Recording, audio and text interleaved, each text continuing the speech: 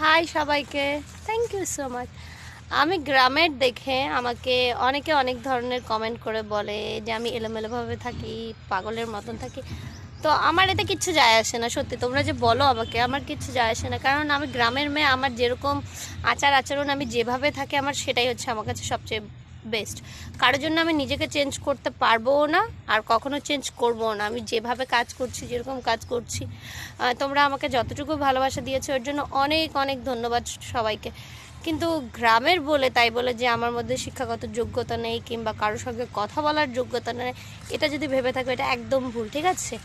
যেখানে যেরকম আমরা সেরকম পরিবর্তন হতে পারি, তো বি কেয়ারফুল।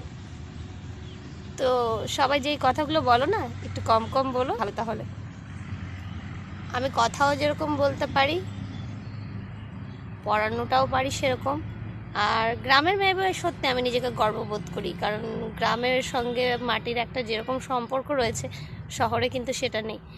তো আসলেই এটা আমার কাছে গর্ব সবচেয়ে বড়।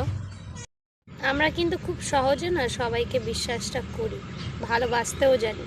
যদি সবাই আমাদেরকে ভালোবাসাটা দেয়, তো সবাইকে বলবো যে সেই মেলবন্ধনটা রাখুন, অবশ্যই ভালোবাসাটা পাবেন, ভালোবাসাটা অবশ্যই সবার মধ্যে বিলিয়ে দেওয়ার চেষ্টা করুন।